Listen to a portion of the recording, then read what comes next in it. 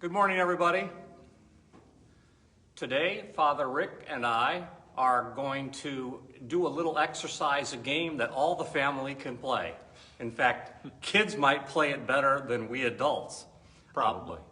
Very likely, yes. Right. Jesus says they do. That's true.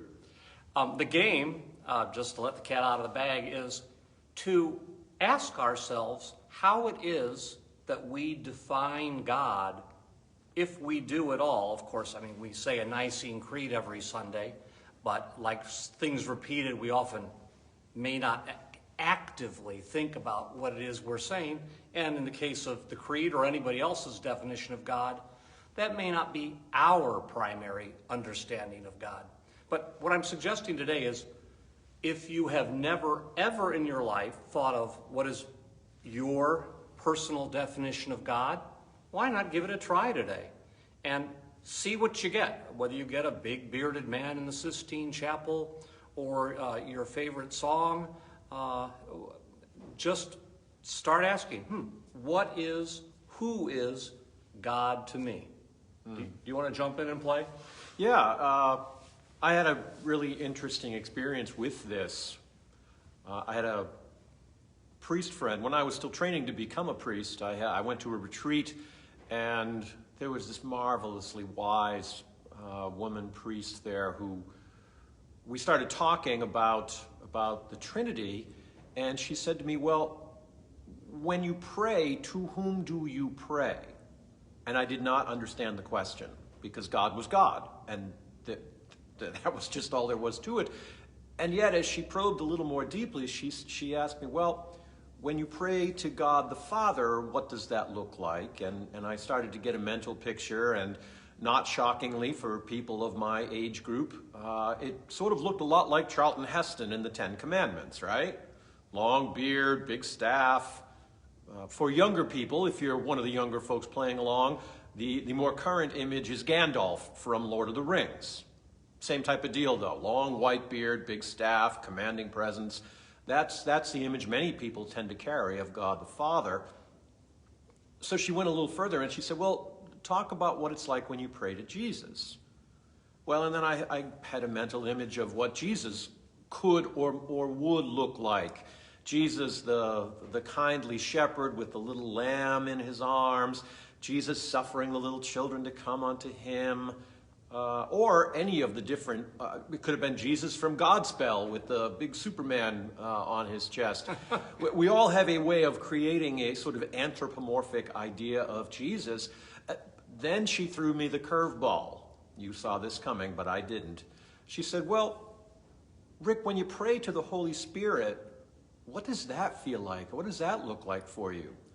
And I was like an old pinball machine that went tilt, because that rocked my world. I had never stopped to think about that. Yes, of course I believe in God, Father, Son, and Holy Spirit, but the idea of praying to the Holy Spirit, well, that was completely foreign to me.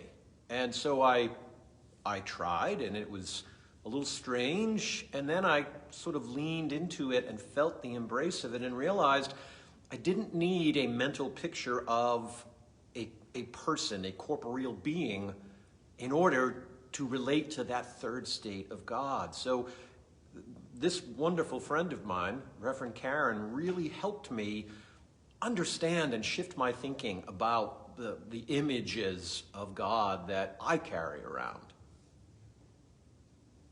I just want to throw out this, what I find interesting little item on the topic of defining God. If you look in dictionaries, they'll often say the supreme or ultimate reality. God, turn it to G in the dictionary. Yeah. The supreme or ultimate reality. One, I want to applaud and invite people to consider that word reality as part of God. I find it's an underused theological opportunity. And also, but the funny little something is that in these same dictionary definitions of God, it'll say, for Christians or Muslims or Hindus, it's the creator of the universe, as if the definition of God can't be the creator of the universe for non-Christians, Muslims, Jews, or Right. Hindus.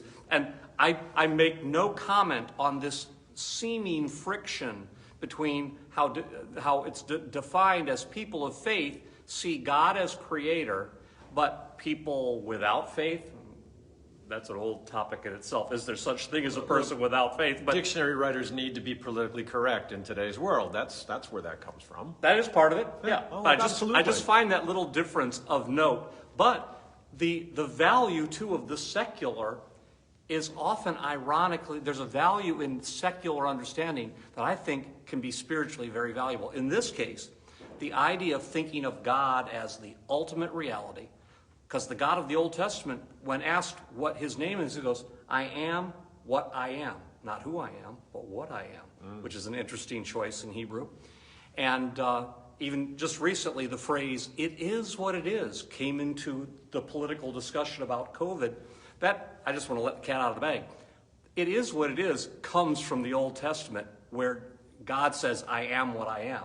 Right. And to this day, Jewish people are more likely to say, I hate to stereotype, but I dare you to argue with me.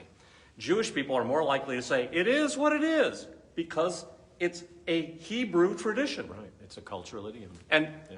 God is what God is. I know that may sound like dodging the question, but pray into that, Father, Son, and Holy Spirit, and see of thinking of God as a reality, maybe not entirely graspable. Oh, no, let me Let's insert that keep this caveat doable. right here. Yes. Because we're running the risk of getting to the edge of the abyss. And I don't want to do that. How nice of you not to point out that I was already at the edge of the abyss. Well, you know, Always the this is diplomat. why we have this, Lennon and McCartney thing going for us here. What we're talking about this morning, sisters and brothers, is a framework to help you begin to comprehend that which is incomprehensible. Yes. Right? The idea of defining God is a chore that can never be completed because our poor little minds don't have the capacity to understand that which is not understandable. But what we can do is build sort of a construct for ourselves to help us work out some things as they relate to us. Plato has a great story about trying to understand that which is not understandable. It is as if a person spent their life chained inside a cave, only being able to see in one direction at the back of the cave. And there was light behind them that put shadows on the cave wall. For that person, their reality was the shadows on the wall. But that wasn't ultimate reality.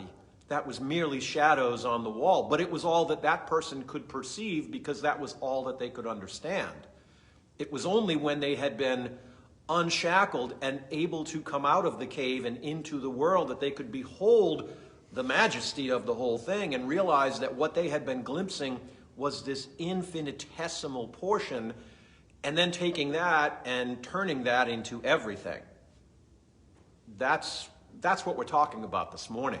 So we're inviting you to take another step on what is a lifelong journey for each one of us. And there's power and there's value in that, especially in Advent, as we contemplate who and what we are waiting for. Okay, I gotta say, I'm impressed when you get Plato and then even get right back to the liturgical season, all in. It's almost like I do this for a living. I believe. Help me in my unbelief. I think we just had a great wrap. There we go. God bless you, and have fun should you decide to play on defining and increasing your definition of God. And let us know. We're here to help. Please do.